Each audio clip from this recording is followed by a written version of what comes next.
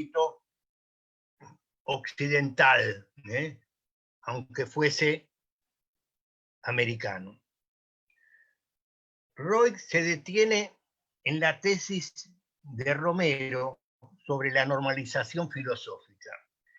Si bien esta tesis ayudó a la institucionalización de la filosofía, también generó un academicismo y un profesionalismo estrecho que redujo la historia de las ideas a una exposición conceptualista de doctrinas, fechas y periodizaciones, a un documentalismo que olvidó la investigación sobre la función social de las ideas, alimentando una ideología universitaria, donde la historia de la filosofía aparece como un saber compartimentado que se nutre a sí mismo.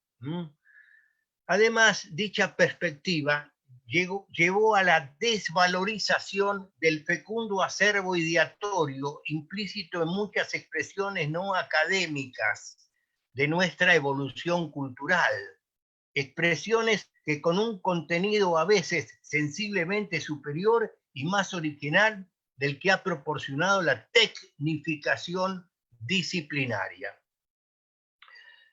Roig recurre al auxilio de distintas aproximaciones que permiten ensanchar el campo tradicional de la historia de las ideas hasta convertirlo en un legítimo exponente del encuadre interdisciplinario, junto a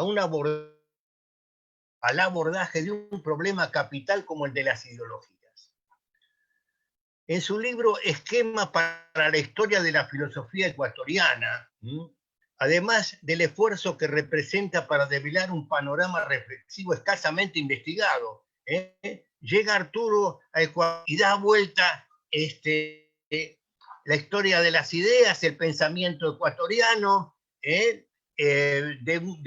casi de un día o por lo menos de un año para otro, porque llega hacia 1977 y en pocos años crea una biblioteca, ¿no? De pensadores ecuatorianos, ¿no? De alguna manera, si no desconocida, bastante relegada dentro de lo que ha sido en su propio país de origen. Somete también a discusión varios de los atributos que se emplean en ese libro sobre filosofía ecuatoriana para caracterizar al filosofar latinoamericano como su presunto rasgo imitativo o la separación entre filósofos mayores y menores, sin que se valore las ideas en relación con el rol que cumplen dentro del sistema. Allí se aparta él del estilo puramente panegírico o la denostación. La filosofía y el filósofo deben insertarse en un contexto más amplio, de cuneo histórico-social, donde no está ausente la pugna por el poder, ni más ni menos. También rehúye Roig el parámetro europeísta que se aplica para establecer un filósofo prototípico y que termina por negarle entidad filosófica a nuestra reflexión. Por un lado ellos y por otro lado nosotros los plebeyos, provocando una alienación cultural con sentimientos de minusvalía e inferioridad. No somos casi nada, somos muy poco y alguna vez no sé cuándo va a madurar, porque también se decía, un cacique araucano, por más que lo eduques durante 100 años, va a seguir siendo siempre cacique y araucano, prácticamente un indio más. Entonces, bueno, y con respecto a la filosofía latinoamericana, nuestroamericana, también se han estado viendo con mucha, digamos así, en todo caso, en el mejor de los casos, como permisividad, etcétera, aunque ya ahora no se puede ocultar tanto eso en la medida que están los filósofos de nuestro continente a la altura de los europeos y muchas veces diciendo una cantidad de cosas que en medio de la obsolescencia o sobre la, digamos así, minusvalía también que ha cobrado, que ha tenido la llamada filosofía occidental, están de alguna manera como siendo la voz cantante. Ya al principio ya había mostrado Ale de lo que representa las corrientes de la liberación, por lo menos para citar una de las tantas, ¿no? Bueno, entonces, seguimos con el texto de Roy sobre la filosofía en Ecuador, que la hace a los pocos años de llegar exiliado a ese país. En realidad, él de alguna manera u otra, como no le dejó de venir bien esa especie de derivación un poquito así media subtropical, ¿no? Porque un poco las malas lenguas decían que en realidad en México no podía estar porque no podía ver dos grandes figuras, o con Leopoldo Sea, por ejemplo, ¿no es así? Que era el padre y señor de alguna manera yo qué sé, de la cosa local, ¿no? Entonces, bueno, y llega a Ecuador y realmente hace todo como una reconstrucción, ¿no? Importante del pensamiento, pero al mismo tiempo materialmente establece una biblioteca de una calidad, de un calibre insospechado por los propios ecuatorianos. Entonces, ¿qué estábamos diciendo? Eh, estábamos en realidad eh, pasando revista un poco a ese texto sobre la filosofía en Ecuador y entre otras cosas podemos ver que en él refrenda Arturo la temida contaminación de la filosofía.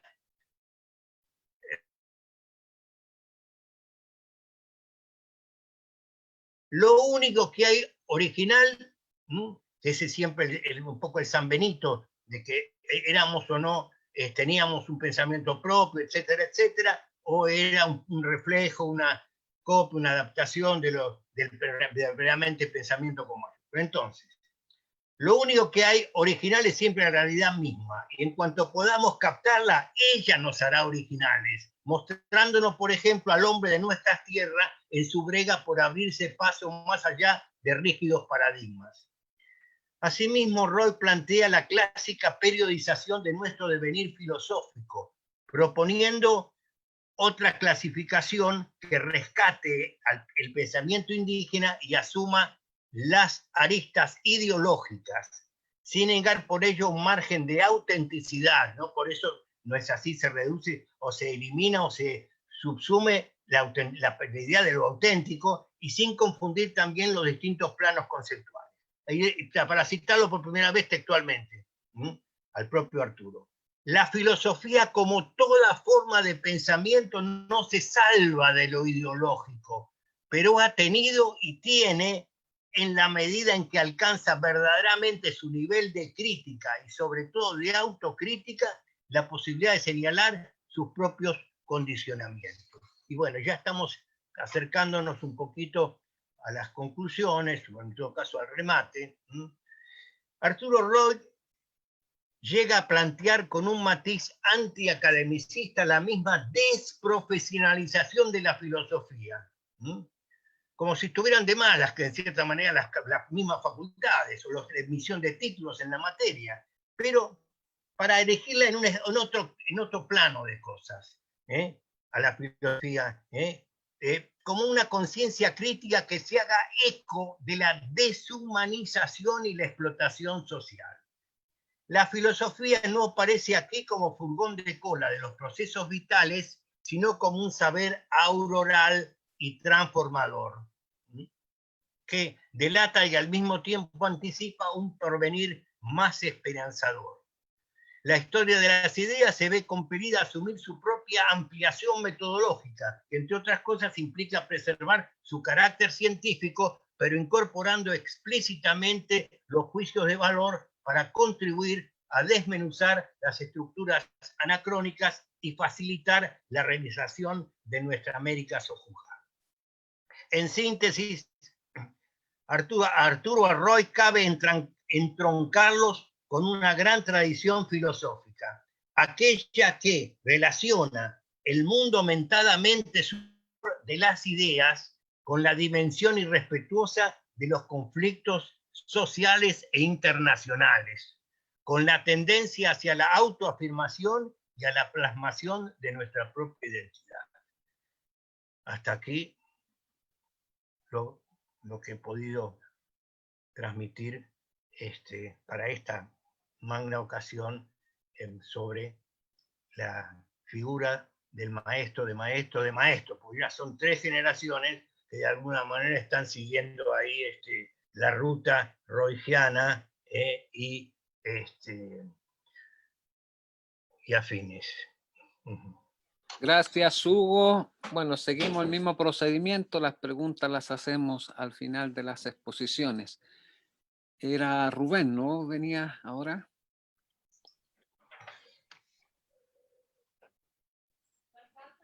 ¿Estás, Rubén? Perfecto, gracias, me toca. Gracias, Alex.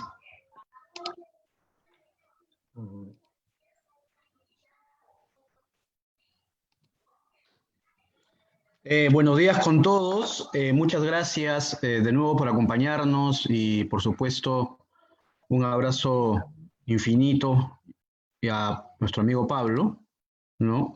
Vamos a hablar hoy día de David Sobrevía Alcázar.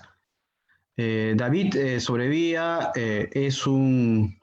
fue mi profesor, ¿no? En San Marcos, profesor en los cursos de formación clásica, o sea, con él fue mi acercamiento a Aristóteles, a Platón y al asunto de la ruta de trabajo latinoamericana. Por lo tanto, parte de la presentación tiene un componente emotivo. No sé cuánto uno puede separar el proceso de haber acompañado a un maestro de la filosofía peruana y la exposición de algunas de sus ideas. Sin embargo, lo asumo y no estamos hechos sino también de pasiones. Por lo tanto, aquí es una forma de homenaje a él, ya que unos 5 días se conmemoran ya los 6 años de su partida. David Sobrevía es parte de esa generación de peruanos que tuvieron como maestros a Miro Quesada y también a gente ligada a lo que es una edad magnífica para nuestra filosofía en el Perú y un estudioso, además acucioso, de Augusto Salazar Bondy, por ejemplo, ¿no? Y con el gran maestro Miro Quesada han hecho trabajos conjuntos, es probablemente su discípulo mayor y su amigo, ¿no? Aquí hay una frase de él que nos puede dar unas luces iniciales sobre cómo concibe la filosofía o el ejercicio filosófico el maestro Sobrevía, ¿no? Y lo voy a leer un poco cómo está también hecho como una respuesta a un contexto histórico determinado aquí en el Perú por un hundimiento sociopolítico, económico y hasta moral. Cito, al igual que otras disciplinas, la filosofía participa de las mismas dificultades existentes en un país que parece empezar a salir de la violencia política y a reconstruirse. Graves carencias materiales, una cierta indiferencia frente a la cultura, un considerable cinismo y escepticismo ante hechos políticos muy graves. Hay, sin duda, un embotamiento moral palpable. Esto lo sostuvo en el año 1996. Estamos viendo después, o lo vamos a mostrar aquí, por qué estas palabras tienen una importancia de esa magnitud. En los años 80, 90, donde David desarrolla su producción, en el Perú está pasando por una situación sumamente compleja, ¿no? Difícil, apocalíptica, terrible. Hay un conflicto armado interno, los terroristas de Sendero Luminoso atacan fundamentalmente a la población civil, bajo lecturas equivocadas, ¿no? Plantean una suerte de revolución, lo que ocasionó fue miles de muertos, una gobernanza política también peruana incapaz de resolver los problemas estructurales del Perú, se convirtieron, por supuesto, en caldo de cultivo, ¿no? Hay una gran cantidad de desaparecidos y muertos, La lectura que se tiene del marxismo, leninismo, maoísmo es terrible, es infernal, está muy asociado a ideas genocidas y etnicidas, ¿no?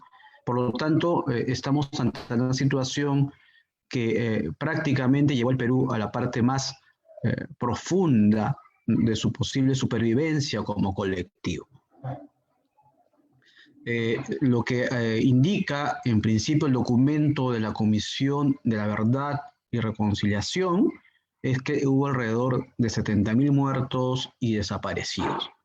La mayoría de origen andino, quechua hablante, la mayoría pobres, la mayoría de las zonas altoandinas fundamentalmente.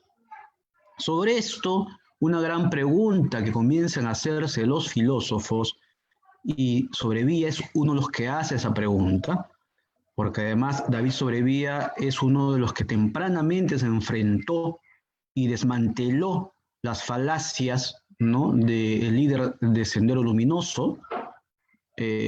Sacó artículos bastante incisivos, ¿no?, los cuestionó abiertamente, ¿no? Un valiente en ese caso Sobrevía frente a un terrorista como ese señor, que en ese momento tenía cierta aceptación, ¿no?, de sus ideas equivocadas, y una reflexión que va a llevar a David Sobrevía a decir, la filosofía debería, podría hacer un ejercicio justamente sobre esa tragedia, ¿no? ¿Es factible hacer esto? ¿Es un imperativo de la filosofía? ¿No? Evidentemente aquí tenemos que reconocer que es más fácil para algunos hacer un ejercicio de reflexión ética sobre Auschwitz, por ejemplo, o sobre núcleos así de tragedias humanas muy fuertes. Sin embargo, cada localidad, cada región, cada país tiene tragedias también internas. Por lo tanto, son estas tragedias las que deberían empujarnos a una reflexión sobre los parámetros éticos de la cual estamos constituidos como tales.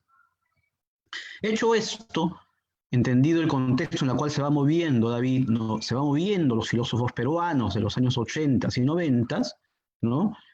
David hace un texto, ya había producido por supuesto textos anteriores, sin embargo quiero marcar acá algunas líneas sobre sus ideas principales, un texto que se llama Repensando la tradición occidental, ¿no? David Sobrevía también enseñaba estética en San Marcos, ¿no? Y este es un ejercicio donde lo que hace es entender que la filosofía debería ser aceptada como un instrumento de dominación. Es decir, la filosofía no tiene ningún tipo de rasgo de liberación. En el siglo XVI, cuando llegó a América Latina, era efectivamente un arma, ¿no?, del imperio europeo para justificar la dominación. Y así, con esa línea, la filosofía en América Latina ha ido moviéndose. Sin embargo, esta filosofía, cuando comenzó a ser cuestionada, también comenzó a ser reelaborada por los diferentes locus culturales. Sí, los contextos obligaron también a un cuestionamiento y debería comenzar a aceptarse que era posible que surgieran, ¿no?, líneas más bien anticoloniales. Una de ellas es la filosofía de la liberación, que para David Sobrevía no es una característica, sino de todas las regiones que han sido colonizadas. Hay una heterogeneidad que comparten aquí las culturas que han sido dominadas. La filosofía tiene fundamentalmente para David Sobrevía un fundamento crítico, sumamente crítico. Por eso él cuestiona a las tesis de que hubieran filosofías o elementos filosóficos en los pueblos originarios o en las etapas prehispánicas. Tiene un interesante diálogo con León Portilla, sus textos me refiero, y demás, ¿no? Y que para él todo aquello que es reconocible como discurso de los pueblos americanos tiene aspectos mitológicos, religiosos, pero en ningún caso significar un cuestionamiento al sistema de vida en el cual estaban inmersos estos pueblos. que para él es una característica fundamental del ejercicio filosófico.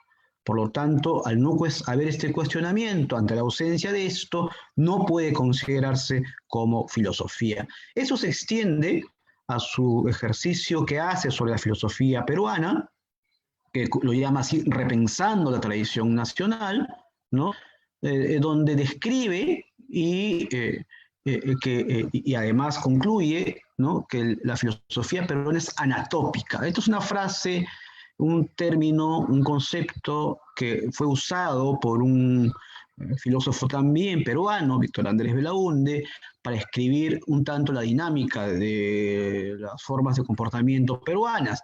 Y en el caso filosófico significa que es servil, que es imitativa, no cuestionadora, y además una filosofía que es sino un vestigio, ¿no?, fuerte de los modelos de colonización europea, porque lo que hace es repetir, configurar, no un tipo de filosofía meramente imitativa, acrítica, ¿no? Todo lo que habría que hacer son 3 tareas, dice David, respecto a eso. Tenemos que inevitablemente revisar los corpus bibliográficos de Occidente, ya que es inevitable que formamos parte de Occidente, aunque seamos extremo Occidente, ya estamos inmersos en el mundo occidental, por lo tanto sus patrones también de discursos pues, deben ser incorporados, pero deben ser puestos constantemente a crítica. Y esta crítica significa no aceptar o hacer un diálogo, ¿no?, crítico, fundamentalmente para alcanzar que la reflexión de la filosofía peruana, al estar contextualizada además, debe tener el rigor, un rigor estandarizado, ¿no? Porque nos puede llevar a algunas ilusiones de algo que en realidad no es filosofía. Esto vamos a verlo después con algún detalle. Sobre esa misma línea, además, David Sobrevía es un especialista en Vallejo, ¿no?, un conocedor del gran poeta peruano, sostiene que una de las maneras como se ha expresado esta latinoamericanidad es a través de la literatura. Es evidente, por ejemplo, que eventos como el boom latinoamericano, ¿no?, que las grandes novelas fundacionales de lo latinoamericano en el siglo XX han estado vinculadas a marcar las fronteras de esta región que puede llamarse, aunque porosamente, ya es reconocible como América Latina.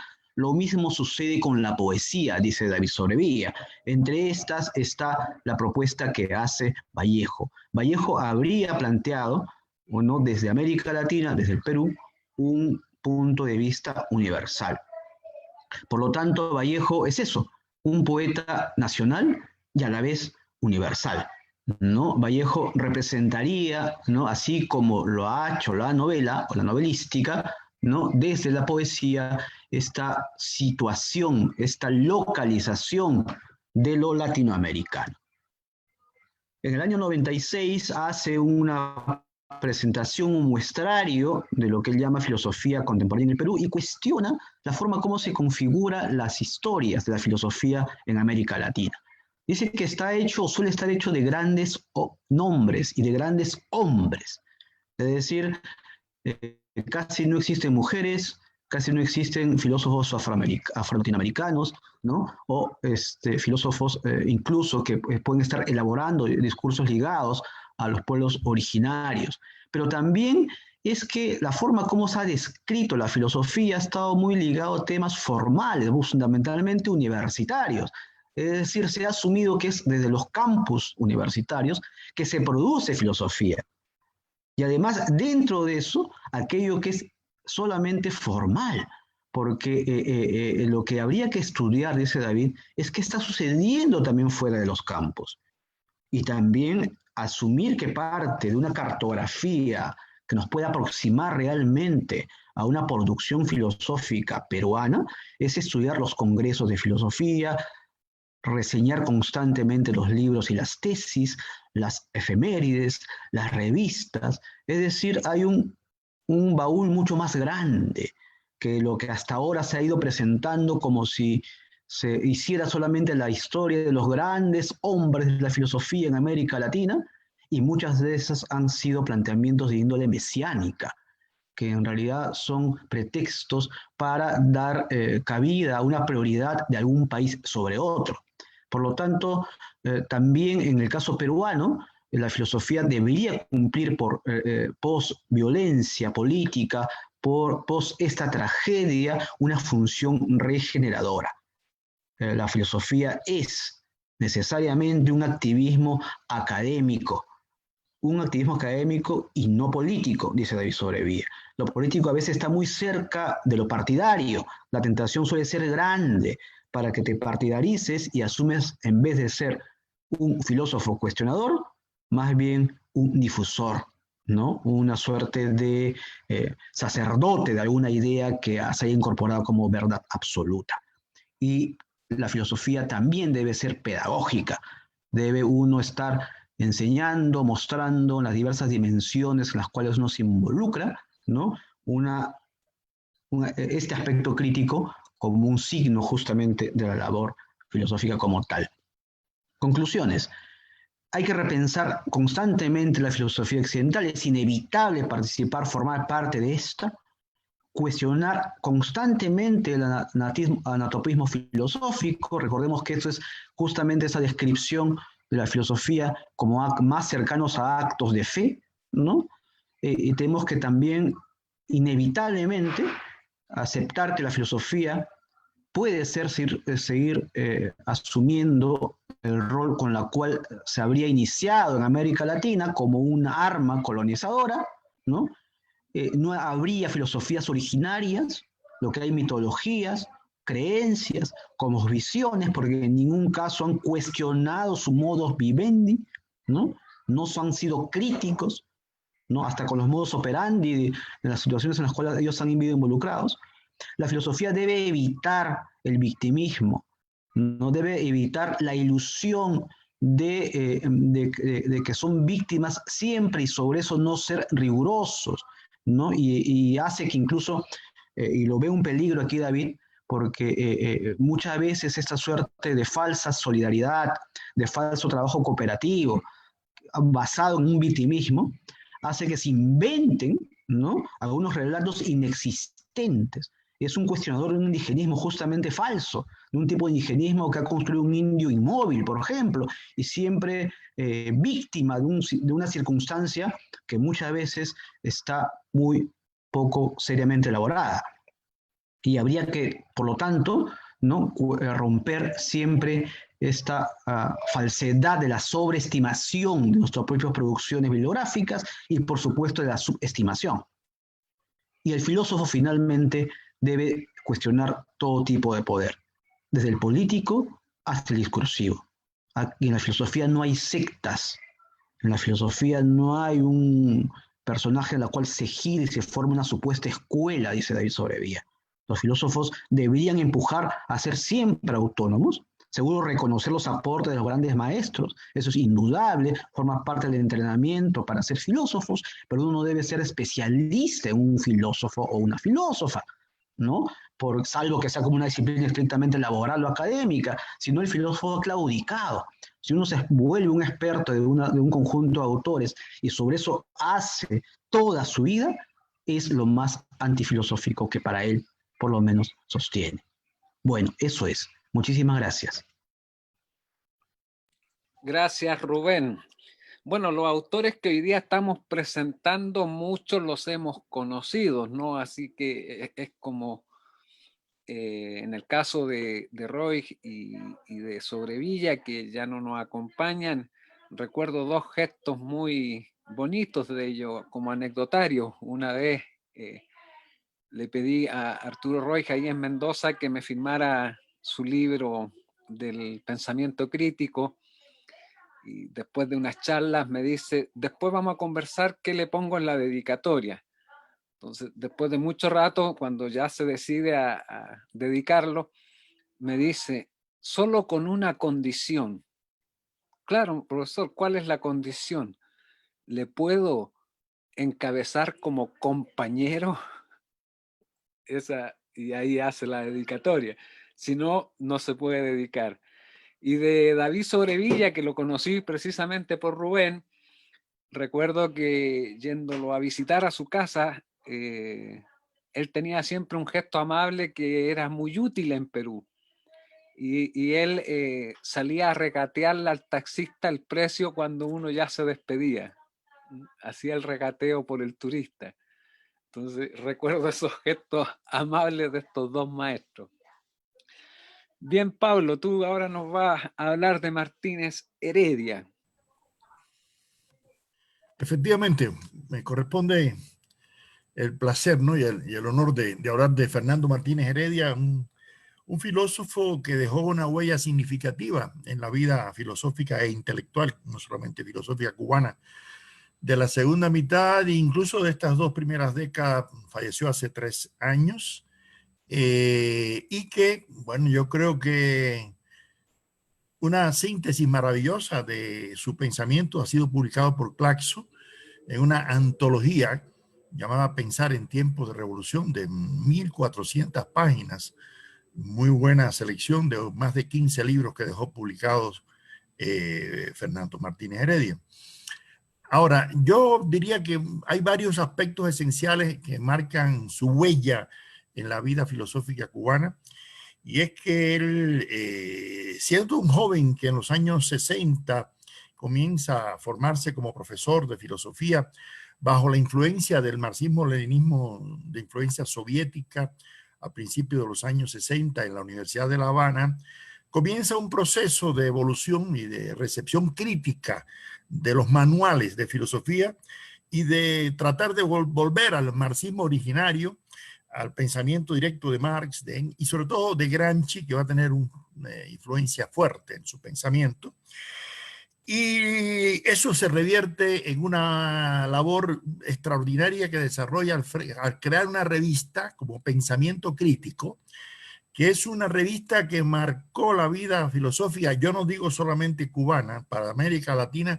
Fue una revista que en apenas 4 años de existencia, del año 67 a 71, porque se publicaba mensualmente, en volúmenes de más de 100 páginas, 53 números, y ese departamento de filosofía que él llega a ser su director del departamento de filosofía de la Universidad de La Habana, en la cual comenzamos nosotros a formarme. Fue mi profesor también en el año 67 y 68, dándonos clases de un marxismo que no era el que nos daban los manuales aquellos de Konstantinov, ¿no? Y que nos abría hacia otros pensadores, hacia Lukács, Korsch, Coletti, Althusser, todos aquellos pensadores que estaban de moda.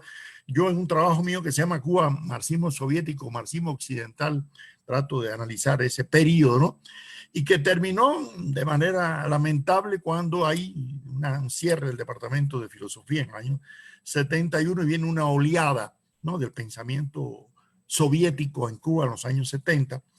Sin embargo, Fernando, manteniendo una postura ideológica muy clara, porque fue un combatiente de la Revolución Cubana en sus años juveniles, en el movimiento 26 de julio, en Santa Clara, donde era origen de un pueblo cercano, Yaguajay, se mantuvo hasta el final de su vida fiel, ¿no?, a la revolución, a pesar de contradicciones lógicas que se dan en los procesos revolucionarios, y dedica su labor intelectual a profundizar en el pensamiento del Che Guevara, y eso lo lleva a que obtiene el premio Casa de las Américas sobre el pensamiento del Che y sus ideas sobre el socialismo y el comunismo.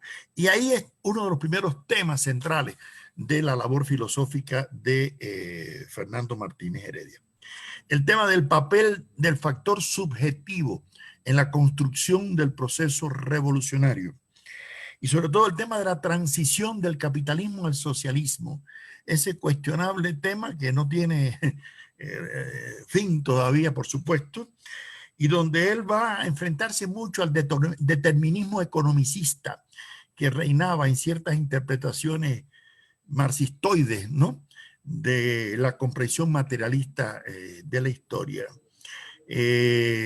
Fernando, que hace muchas lecturas también de Sartre, del existencialismo francés, y sobre todo, repito, de Gramsci. Bueno, termina incluso presidiendo la cátedra de Gramsci, porque luego él desarrolla una labor diplomática en Nicaragua, en varios países, pero siempre regresa a Cuba, al Centro de Estudios de América, y ahí comienza una labor muy vinculada a intelectuales latinoamericanos, desde Casa de las Américas, su esposa Esther, que también trabajaba en Casa de las Américas, y desarrolla una labor muy valiosa en dar a conocer el pensamiento, no solamente del Che, sino el pensamiento crítico, como él le llamó, a la necesidad de que la filosofía fuese, ante todo eso que tanto hemos insistido, un pensamiento contrahegemónico, un pensamiento emancipador, un pensamiento liberador.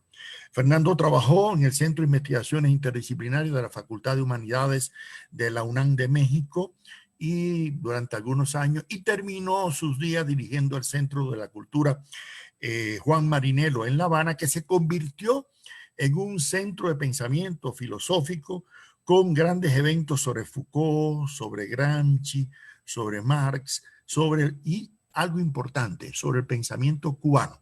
Porque si algo hay que destacar, lo dije en el caso pasado de Zaira, que estudió el pensamiento de Luis y Caballero, Fernando lo dedicará también al estudio de Enrique José Barona y de José Martí. Así que la huella del pensamiento filosófico cubano va a estar articulado muy en ese pensamiento de Fernando Martínez Heredia.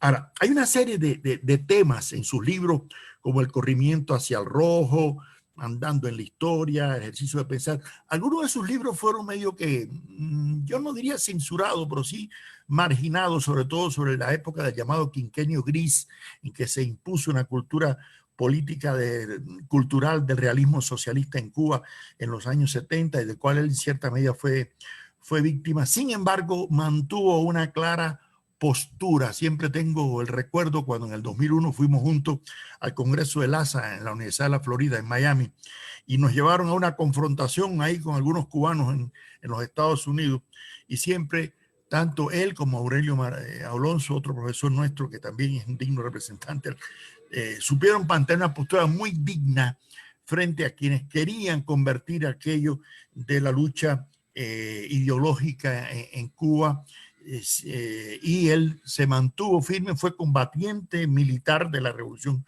Cubana, pero más fue un combatiente ideológico del humanismo práctico de la Revolución Cubana. Y sobre todo, eso se manifestó en sus estudios, en particular sobre el pensamiento socialista cubano y el pensamiento marxista en América Latina. Fernando le dedicaría mucho tiempo a la obra de Mariátegui, también a la obra de otros pensadores latinoamericanos, tratando de demostrar que el marxismo no podía ser un instrumento frío, de aplicación simplemente de la dialéctica. Fue un crítico de esas versiones dogmáticas, ¿no? De que existe una dialéctica como ya en el topo jurano y que por lo tanto es simplemente una cuestión de aplicación. No. Yo creo que en eso fue bastante leninista, en el sentido de que hay que redescubrir la dialéctica de las contradicciones particulares de cada proceso revolucionario. Pero él no quiso hacer una filosofía en abstracto.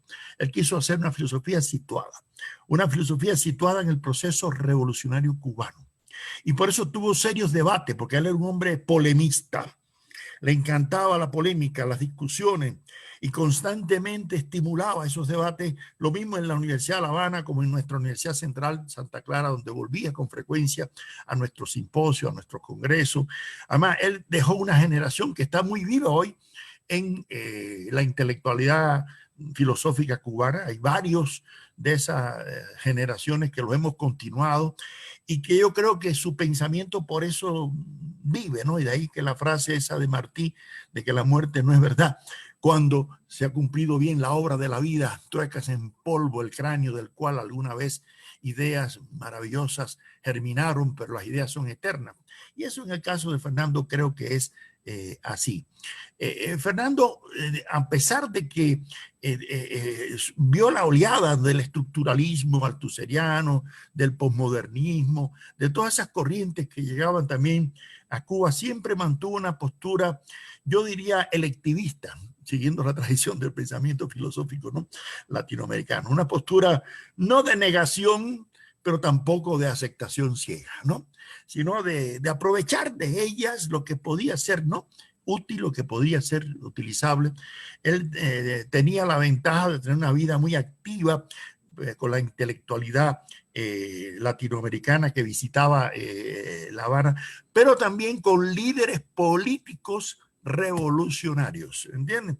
Y fue muy amigo, ¿no?, de varios líderes, no voy a mencionar los nombres porque serían muchos, de Chile, de El Salvador, de Nicaragua, ¿no?, de varios, porque además vinculaba su praxis filosófica a la praxis política. Y por eso, si ustedes buscan a veces ahí en Wikipedia, me lo van que dicen que es filósofo y político, realmente sí. Y si yo creo que la tradición que ya dijimos de Alberti, ¿no?, de que la filosofía en América Latina tiene que tener una misión eminentemente política. El tema del poder, el tema de la hegemonía y el tema del papel de la cultura en los procesos revolucionarios va a ser un tema muy permanente en la obra de Fernando Martínez Heredia. Y él dice, incluso cuando cae el socialismo soviético, cuando se derrumba la Unión Soviética, él publica varios trabajos sobre el tema. Y en esos años, principios de los 90, en que hicimos grandes debates en varias universidades nuestras sobre por qué se había derrumbado. Fidel Castro incluso un día nos preguntó en un congreso que por qué se había derrumbado, ¿no? ¿Qué dábamos, qué opinión dábamos los filósofos sobre aquello, ¿no? Yo recuerdo que le dije, mire, comandante, yo creo que uno de los grandes problemas, aparte de factores tecnológicos, económicos, es que los líderes políticos en los países socialistas le hacen más caso a veces a los periodistas que a los científicos sociales y sobre todo a los filósofos, ¿no? Porque los periodistas casi siempre son asentidores del poder político y no son críticos, ¿no? Además que tienen una información. Y los que trabajamos en la ciencia social, en la filosofía, al ejercer la crítica, a veces nos ven con ojeriza y piensan que nos están lavando el cerebro en la CIA o que estamos viajando mucho a los países capitalistas, ¿no es así?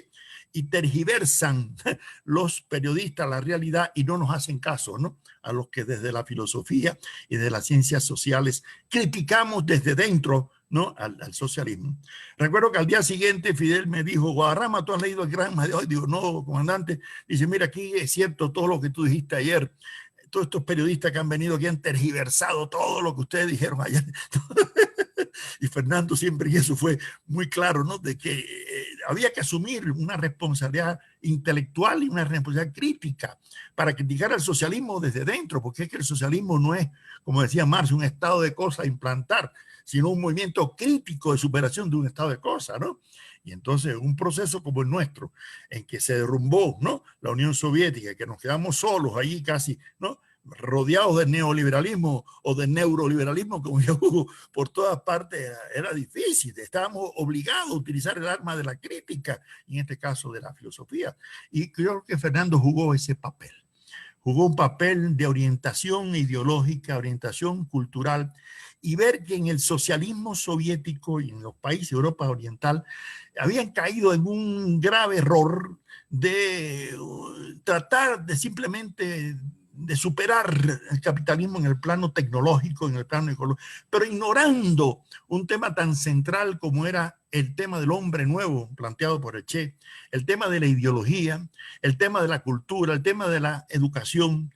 Y por eso Fernando insistió mucho, y ahí siguiendo también a Gramsci, en que si no hay una revolución cultural, no en el sentido de Mao, sino en el sentido de una transformación cultural efectiva en nuevas generaciones, el socialismo fracasa.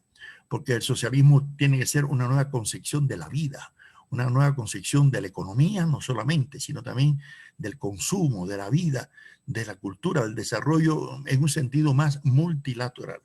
Y en ese plano yo creo que Fernando jugó, repito, un papel extremadamente protagónico en la cultura filosófica cubana. Incluso, Fernando fue de los primeros que comenzó a emanciparnos de los manuales. Yo recuerdo cuando era mi profesor que los manuales existían, los Constantinos y todo aquello. Y él decía, si ustedes quieren leerlo, lo leen. Pero miren, hay que volver a leer. Y entonces generó unos libros que llamaban lecturas de filosofía, así, varios, 3 tomos, ¿no? Con antologías de pensadores cubanos, ¿no? Pero también de otros pensadores de otras partes, ¿no? Pero además, ahí aparecían hombres que para nosotros no eran filósofos, como Frank Fanon, por ejemplo, ¿no? Pero que para él era importantísimo leer, ¿no? Los condenados de la guerra, de leer las obras, ¿no? Del tema, porque además hay un problema.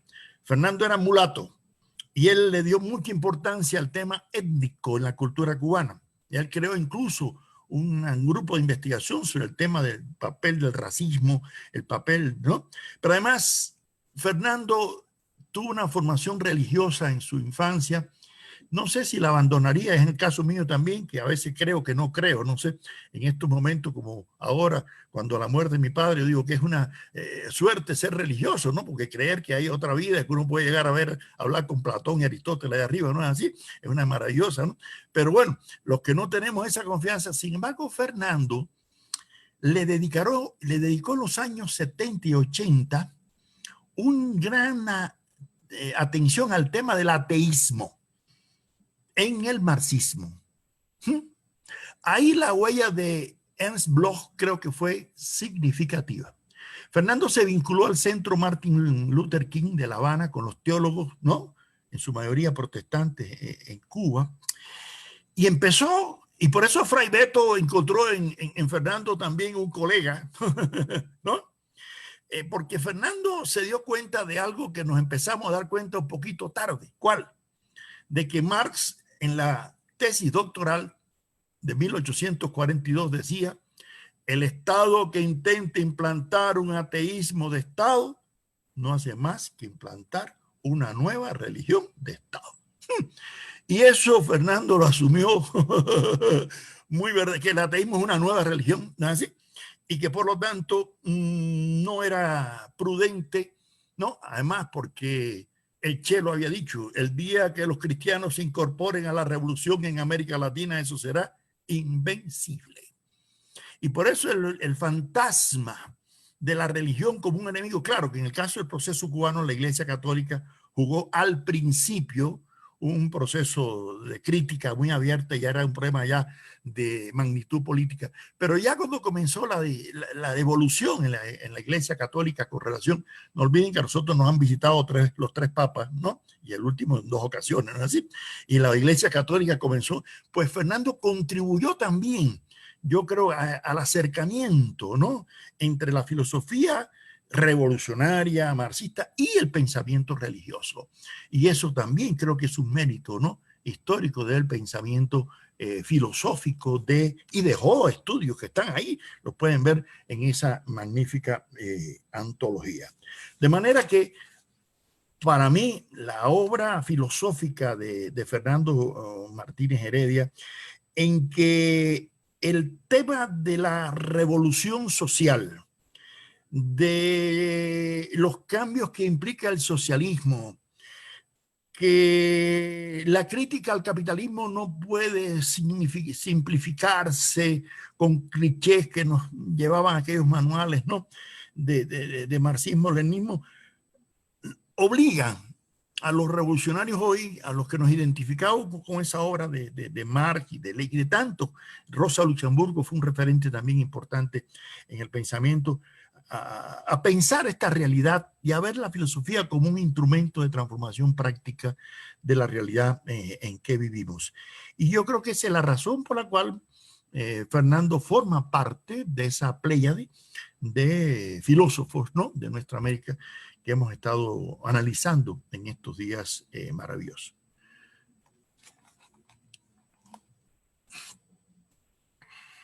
Gracias, Pablo. Bueno, voy a tomar el turno yo. Cuando fue el momento como más difícil para mí elegir a qué autor iba a trabajar. Y estuve como viendo ahí a la profesora Córdoba, a Helio Gallardo y la obra de Marcos. Bueno, Helio, si bien es chileno, es bastante costarricense, ¿no, Germán? Entonces hubiera sido como una patudea habérselo apropiado como chileno. Y Carla Córdoba, para el pensamiento nuestro americano, es más distante su aporte, ¿no? Sin embargo, creo que en el caso de Marcos sí ha hecho un aporte para la filosofía nuestroamericana. Y lo que voy a trabajar de Marcos es ese mismo texto, Hugo, que se llama Reflexiones Americanas, Ensayos de Intrahistoria. Bueno, a Marco y a Francesca los tenemos presentes, así que ahora va a ser un riesgo lo que vamos a decir junto a María, ¿no? Bien, y voy a partir con un epígrafe de este texto. Dice Marcos: nuestra historia se ha convertido en abruptas y sucesivas superposiciones que han terminado por hacer borrosas las huellas, pero también a la necesidad de autoafirmación de un ser que otros nos han negado o regateado. Hasta ahí la cita. Voy a leer el resto. Tenemos una tradición de pensamiento que no deberíamos eludir, no solo para no seguir en la ignorancia, sino que para poder seguir pensándonos en estos tiempos de transformaciones sociales y políticas que reclaman un modo de ser más liberado. Hay varios textos en nuestra tradición escrita que colaboran desde sus perspectivas en la comprensión de nuestra realidad. Este es el caso de este libro de Marcos García de la Huerta, publicado hace ya más de 2 décadas, en donde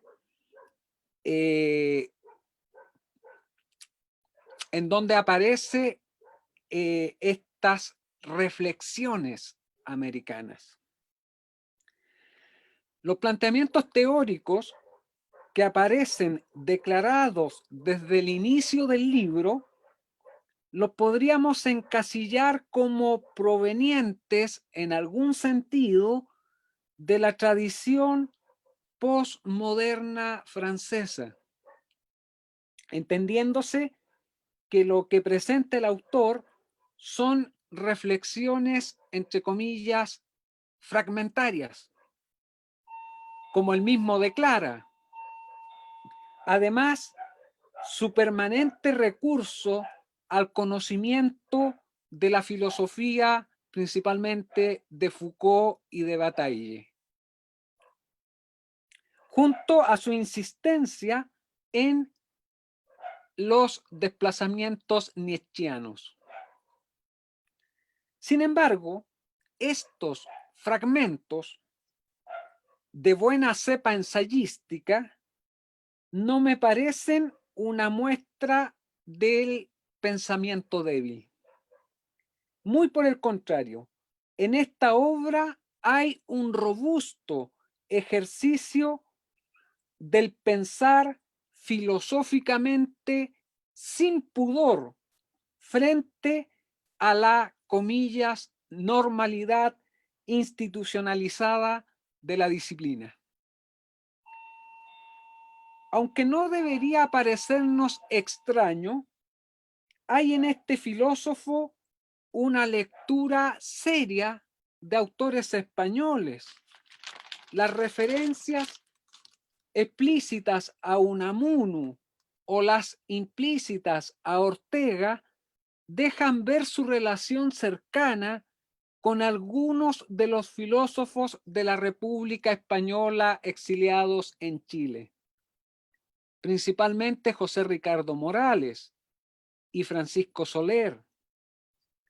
De este último tal vez provengan el uso que hace de categorías heideggerianas. Por otro lado, son claros sus referentes americanistas: Gabriela Mistral, Octavio Paz, Leopoldo Sea, Luis Villoro, Beatriz Fernández. Además, con puntos de vista críticos, interviene con discusiones desde el sano ejercicio intelectual de la polémica frente a autores como Pedro Morandé, Ángel Rama, Néstor García Canclini y Francis Fukuyama. En este libro se plantea una discusión histórica de largo aliento, motivada, según mi modo de ver y por lo que deja ver el texto, por los 500 años de la conquista de América. Aparece una consistente reflexión sobre las herencias coloniales y republicanas presentadas como parte de nuestra conflictiva identidad, dada la hegemonía política a favor de lo que Marco señala como la modernización. En sus palabras, lo cito: desde el siglo XVIII hasta hoy, sucesivamente, los jesuitas ilustrados, los liberales y positivistas del siglo XIX, por último, marxistas y neoliberales del siglo XX, todos en distintas formas y con diversos lenguajes, lo que han propuesto como motivo conductor es la famosa modernización. Hasta ahí la cita. Esta historia de relato oficial, o como lo señala Marco, de superficie, es el que se encuentra con otro elemento constitutivo de nuestra cultura, el cual suele estar en lo oculto, aquella resistencia arcaica, o podríamos decir india. La agudización de un modelo excluyente de modernización regimentado desde una concepción, sigo a Marco, ultraliberal, presenta una mayor complejidad en la dicotomía modernidad-antimodernidad, dada sus características de neototalitarismo que monopoliza desde la violencia un modelo social que no satisface las condiciones mínimas de dignidad, más literalmente desde los planteos de García de la Huerta, lo cito nuevamente. Pero no ha sido la nuestra solo una modernidad inacabada, como diría Habermas. También ha sido una modernidad inaceptada, resistida, incluso combatida. De modo que bajo el discurso y el ánimo modernizadores subsiste una tradición antimoderna, robusta y de buena salud. Cierra la cita.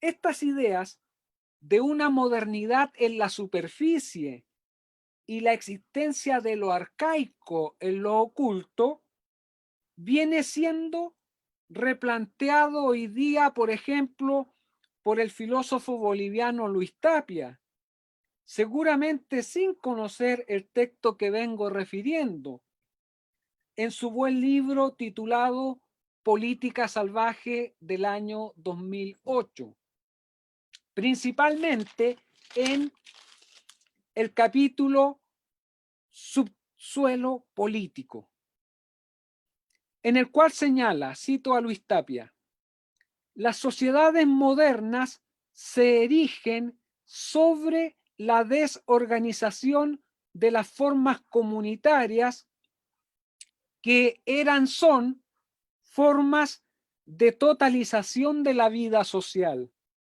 La fragmentación de estas totalidades, causada por la separación-concentración en algunos ámbitos estructurales que así adquieren mayor importancia, como la economía y la política convertida en Estado.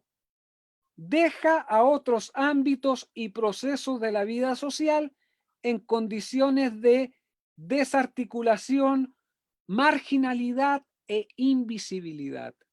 Cierra esta cita larga a Luis Tapia.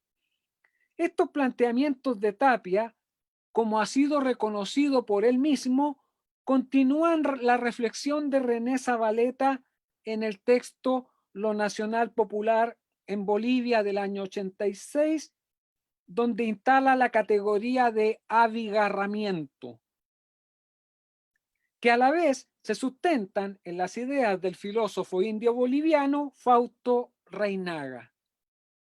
Plantea Tapia, lo cito nuevamente: hay otro tipo de relaciones sociales que articulan formas de producción, comunidad y autoridad local o gobierno, diferentes a las del Estado-Nación, que se superpone inorgánicamente a las mismas. Cierra la cita.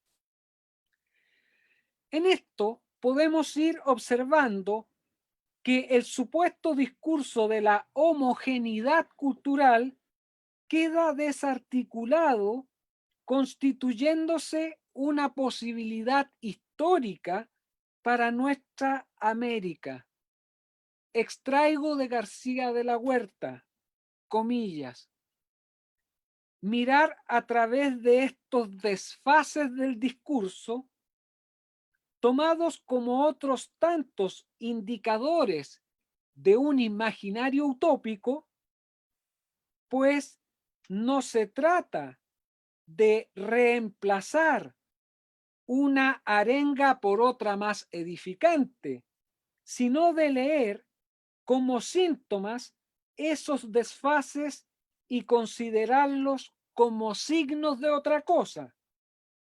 En aquellos asoma, dice Marco, pensamos, una historia remota, enterrada viva, que es preciso exhumar e interrogar. Cierra la cita. Es así como la filosofía va quedando desafiada para sobreponerse a la difundida prédica de su universalidad. Las preguntas anquilosadas con sus respuestas de manuales que niegan la posibilidad de interrogar genuinamente, encuentra un lugar de superación. Ya que nos queda lo utópico, nuevamente cito a este sabio chileno.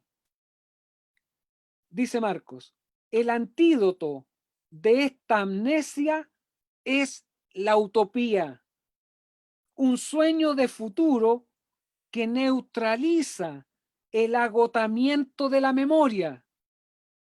El vacío de pasado se convierte en porvenir pleno, pero solo soñado. Cierra la cita. El reconocimiento público de un autor siempre presenta una nueva oportunidad para conocer sus libros. Si bien la obra de García de la Huerta ha sido estudiada por algunos colegas, sus reflexiones siguen abiertas a las interpretaciones que van surgiendo a partir de los diferentes contextos históricos actuales abiertos a nuevos horizontes. Creo que el mérito de este libro de Marco es que interpela al Chile contemporáneo. Solo para cerrar, también quiero destacar que en Marco hay una preocupada lectura de autoras. tempranamente está rescatando el pensamiento de Hannah Arendt, ha hecho reconocimiento público de la figura de Carla Córdoba, por ejemplo. ¿Ya? Es alguien que no le teme a la cita de autores nacionales y no le teme a la cita de autoras mujeres. Muchas gracias, Marco, por haber venido a la presentación. Y ahora le toca el turno a María. Por favor, gracias, Alex. Espero que en la reunión que tengamos el 10 de septiembre voy a tomar muchas de las cosas que dijiste. ¿Ah? Te mando el texto después.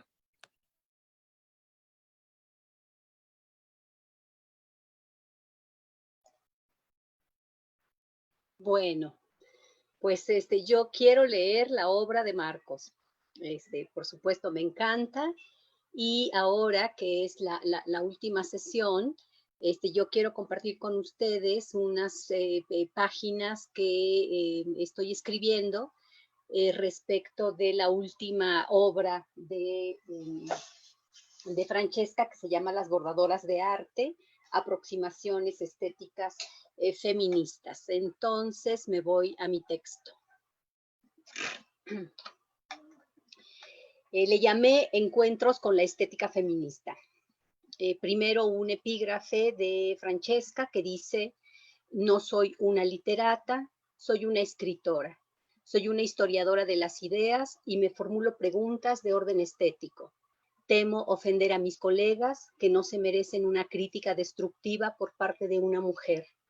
Dudo de poder afirmar algo sin cuestionarlo al mismo tiempo. Fin del epígrafe de Francesca. Empiezo. Con la observancia de que el discurso filosófico, por no decir la filosofía, descorporaliza y se universaliza para poder ser, es decir, para construir el espacio de su verdad, o, para decirlo con el filósofo chileno José Santos Herzeg, cito: aunque el filósofo, sus circunstancias, sus experiencias están siempre presentes, lo están habitualmente tras bambalinas. Oculta, camuflada, ignorada, la primera persona tiende a esconderse para no ser vista, sino solo oída, atendida como una voz neutra que surge de ultratumba o del limbo, como sea, de un espacio incontaminado, aséptico, uno que no huela a animal o a carne. Fin de la cita.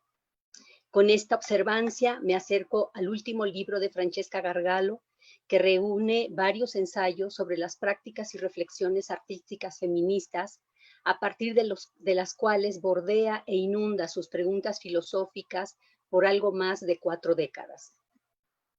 Contrariamente a esa práctica filosófica añejada en vasijas ultraconocidas, normalizadas y con ello naturalizadas, los textos de Francesca Gargalo avanzan aquí desde la puesta en ejercicio del diálogo y el debate con diversas tradiciones de pensamiento mundiales, filosofía, historia, literatura, historia del arte, cuando menos, y con pensadores vivos y pensadoras vivas del activismo feminista, ecologista y altermundista. Dicho por la poeta cubana-mexicana Aralia López, Francesca Gargalo asume una perspectiva existencialista e histórica en su escritura literaria, al posicionarse frente a la irreductibilidad de las ideas y de la situación histórica de quienes las echan a andar. Cuanto más, digo yo, en el caso de sus escritos teóricos y filosóficos. Dicho de otro modo, la reflexión de Gargalo, expuesta en sus textos, intenta permanentemente corporalizarse, corporalizando los discursos o narrativas con las cuales o por encima de las cuales teje su propio espacio de enunciación, porque para ella el pensar, el escribir, el citar, lo personal y lo íntimo son dimensiones de lo político y se anudan en los cuerpos. En este ejercicio de lectura de su último libro, Las bordadoras de arte, aproximaciones estéticas feministas, del 2020, pretendo recoger algunas de sus más importantes aportaciones filosóficas desde el sesgo de quien la lee y escribe estas páginas. Recuperando la idea de Carlos Lenkersdorf, recogida de las comunidades tojolabales respecto a que más cabezas juntas piensan mejor que una sola, contraria al modelo del ejercicio reflexivo como un falso monólogo, la red de dialogantes en los textos de Francesca se expande en muchas direcciones. Incluso pueden reconocerse diálogos de larga data con autoras con las que se une afectivamente a partir del reconocimiento y la admiración, no solo por cierto de mujeres, sino también de varones vivos o muertos, pero particularmente desde la acción práctica y teórica, dialogando con el feminismo de la diferencia sexual, el feminismo autónomo y el feminismo comunitario. Aproximaciones estéticas feministas incluye un conjunto de 9 artículos y o conferencias que Francesca Gargalo ha publicado o impartido en 2014, 2016, 2017 y 2018. Es decir, la mayoría de estos textos fueron puestos en escena como conferencias y nos permite reconocer los espacios de discusión y debate que los nutren y sus ondas expansivas en distintos espacios geográficos de nuestra América, incluyendo Brasil y el Caribe durante 6 años. La estética feminista es abordada por la autora a partir de considerar a la estética, cito, como filosofía de la percepción que nos interpela personal y colectivamente. Esto es, muy lejos de lo que Baumgarten, el iniciador de la estética como disciplina filosófica, definió como ciencia del arte y de lo bello. Para exponer algunas de las ideas sembradas en estos textos, recorreré 3 senderos. 1. Del arte a las experiencias artísticas o territorios de la estética. Muchos de los vestigios del pasado humano están guardados en objetos que, además de haber tenido un sentido funcional, materializan un sentido estético. Esto es, un valor que no se relaciona directamente con su utilidad. Ese sentido quizás se originó con el dominio de su reproducción, con el que se logró una especificidad en sus colores y formas, en sus materiales y en sus técnicas, desde los cuales pueden reconocerse su edad y la pertenencia a su grupo cultural. Vasijas, agujas, molinos, textiles, collares, murales y más nos lanzan hasta los oscuros tiempos de la humanización. Objetos que ahora vemos en museos integrando las colecciones etnográficas, no así de los museos de arte, aunque su función estética se haya escindido de su función utilitaria. Y sin embargo, también esos vestigios del pasado comunican ideas y emociones de hombres y mujeres anónimos que nos anteceden, aunque se haya perdido los códigos de su comprensión. Como nos recuerda Francesca, en varios lugares de este libro, la modernidad es el terreno donde crece la idea del arte entendido como obra única, irrepetible y realizada preferentemente por varones. Así, el devenir de esta práctica artística fetichizada del objeto y de su creador se cristaliza en la narrativa de la historia del arte, de la cual se ha excluido sistemáticamente a las mujeres artistas, pero de la cual se beneficia la industria turística, editorial y desde mediados del siglo pasado el mercado que explota las imágenes de esos productos fetichizados. Frente a esa narrativa, las voces que recupera Gargalo, como la del filósofa Eli Bartra, concuerdan en señalar que las experiencias artísticas o estéticas de las mujeres es múltiple y compleja, y han acompañado la historia de sus comunidades, y no precisamente como objeto de inspiración, sino como sujetas anónimas creadoras. Pero, a partir de la década de los años 70 del siglo XX, la práctica estética de mujeres y de feministas ha tenido una explosión acompañada de rebeldía, irreverencia y creatividad, junto a una reflexión necesaria para entender cada vez mejor el mundo patriarcal al que se han opuesto con la poesía, el cine, la danza, el performance, el bordado, la pintura, la escultura y otras muchas expresiones mediante las cuales han experimentado otras formas de narrarse y narrar el mundo, de imaginarlo y de habitarlo. Desde entonces, cito, la creatividad se revela jubilosa contra la opresión. Fin de la cita. Para Gargallo, las prácticas artísticas no solo son expresión de una producción no enajenada, sino que su hacer mismo es parte de un proceso de liberación. Y ambos, producto y proceso creativo, se oponen al mundo del trabajo y de la lógica de las relaciones capitalistas de explotación y ganancia. Las prácticas artísticas descansan sobre ciertos valores estéticos y estos no son ni universales ni previos a la experiencia. Más bien porque se nutren de ella es que pueden reconocerse diversas estéticas culturales. 2. De las artes menores a los espacios de la memoria, la autoafirmación, la reconciliación y la comunicación. El amplio ingreso de las mujeres al mercado laboral en el siglo XX provocó también su ingreso a las universidades y a las escuelas técnicas para una mejor capacitación. Con ello se produjo la descorporalización de sus actividades intelectuales y la descalificación de las actividades del cuidado. Pero también este proceso ha permitido tener conciencia de la explotación y de su articulación con las violencias sobre las mujeres. En la línea de las teorizaciones de Silvia Federici y recuperando las ideas de muchas feministas que han pensado su práctica, Gargalo desvela la complejidad entre el desarrollo del capitalismo y la sobreexplotación, el enclaustramiento, el control y la reducción de las mujeres a la vida del hogar. Escapar de esos controles las ha impulsado incluso hoy a crear objetos que trasciendan lo absurdo de la repetición de la esfera del cuidado familiar, lavar y fregar, limpiar y sacudir sin fin.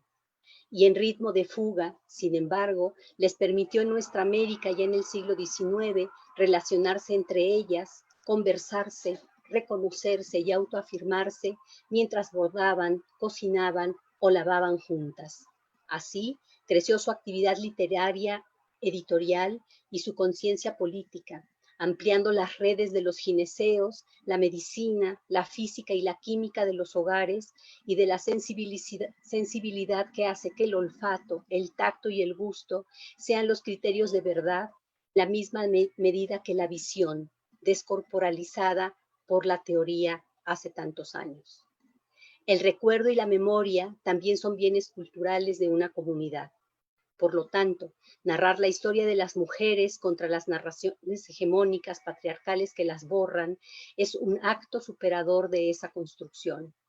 Las feministas han descubierto que es posible contar el pasado humano con valores no racistas y androcéntricos.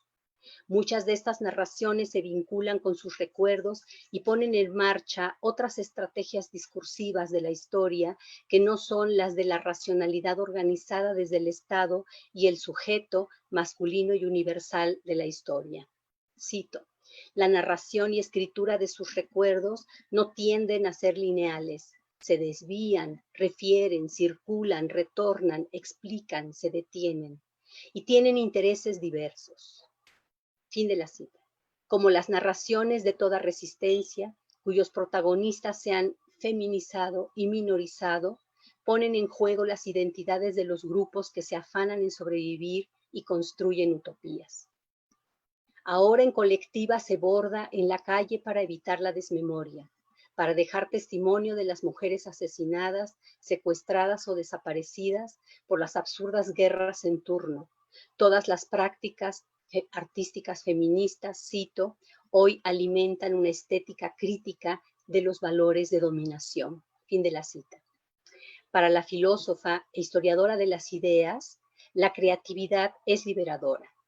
Desde la década de los 70 del siglo XX, las acciones feministas enfrentaron la represión y esa fuerza se ha multiplicado desde entonces. Se ha criticado todo y se han enunciado otras formas de vivirse y de pensarse como mujeres. Al tomar la palabra en el ámbito público y valorarla en el espacio privado e íntimo, ha sido, por lo tanto, un acto revolucionario. Desde entonces las feministas se negaron a guardar respeto y se volvieron irreverentes a los mandatos patriarcales.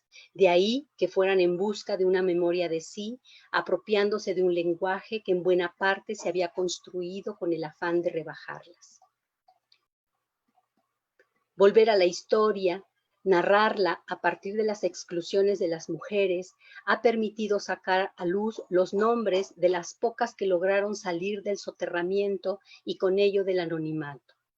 Esta recuperación permite tejer y narrar de otra manera el pasado, diosas, monjas, filósofas, escritoras, teólogas, científicas, pintoras, editorialistas, cineastas, músicas, bailarinas, periodistas, y no solo provenientes de los espacios conquistados de las altas esferas culturales del mundo eurocéntrico, sino desde la vida cotidiana, los espacios de mantenimiento de la vida, aquellos que fueron denigrados y calificados como menores por la cultura andrógina, los del bordado, el tejido, la cerámica, la cestería, la herbolaria, las cartas, el diario íntimo, prácticas artísticas que al mismo tiempo han sido espacios de reconocimiento entre las mujeres y de su autoafirmación. 3. De la liberación estética feminista a una estética feminista de la liberación. Cito: el feminismo de la liberación ponía el acento en el desmenuzamiento del patrón masculino de convivencia, fin de la cita, de las estructuras sexistas largamente construidas, realimentadas y naturalizadas por los diversos patriarcados, entrelazadas con estructuras clasistas y racistas que se han amalgamado con múltiples violencias desde el origen de la propiedad privada y la familia, hasta las formas técnico-científicas actuales más sofisticadas de extracción del capital. Al saber, por las prácticas estéticas feministas y por su filosofía, que los valores estéticos no son universales ni a priorísticos, lo crucial es poner en movimiento otros valores que desmonten la estructura de poder y de violencia contra las mujeres, pero fundamentalmente también contra la vida. O como ya lo planteaba Carla Lonzi en 1970 en Escupamos sobre Hegel, cito: la actuación de la mujer en el mundo masculino no implica una participación en el poder masculino, sino cuestionar el concepto mismo de poder, fin de la cita, articulado, según las feministas disidentes desde finales de la década de los años 80, negras, indígenas y lesbianas, por múltiples estructuras opresivas, sexuales, clasistas y racistas. Si los valores estéticos y el gusto son, cito, una compleja construcción ideológica cuyas finalidades son los patrones de distinción que facilitan el control social, fin de la cita, disfrazando, dice la filósofa ítalo-mexicana, de la libertad lo que es conveniente socialmente, de lo que se trata es de desmontarlos, desenmascararlos como universales ideológicos, destotalizarlos, diría Roig, para inventar otros valores y hacer florecer otras experiencias del mundo alejadas de la crueldad, la violencia, la opresión, la guerra y la muerte. No quiero dejar de mencionar el último de los ensayos que componen este libro. En las 3 historias de mujeres desconocidas y dedicadas a abordar, Francesca Gargalo danza cruzando experiencias vitales en cuya acción se trabaja con el tiempo y la memoria, porque bordar es, para ellas, a un tiempo creación y autoafirmación. Es un espacio en el que convergen la abstracción, la meditación y la introspección. Implica serenarse para sentir desde un sentido devaluado como el tacto, valoriza la mirada sobre los detalles, sobre todo el todo orgánico, sobre lo que el tejido necesita, como lo que necesitan los hijos y las hijas para crecer. Bordar, dice Francesca, a partir de estas historias, aleja del tedio y de la muerte. Es una actividad gozosa, se nutre de la fantasía, o, para decirlo con las palabras de Giovanna, la madre de Francesca, a quien el bordado le permitió confrontar sus temores, estableciendo una relación creativa con su entorno, bordar permite experimentar el sentimiento de generosidad fugaz de la creación y la entrega. Dejo aquí estas páginas para abrir el debate, considerando que hay mucho más por decir. Por ejemplo, sobre la necesidad de articular una pedagogía y una didáctica feministas que superen la pedagogía de la crueldad y caminar hacia otra simbólica liberadora en clave feminista, cuyos senderos sean otra forma de pensar y vivir la experiencia del mundo, estética, la relación con la vida, ética, y las relaciones entre humanos y humanas, lo político. Hasta aquí mi contribución.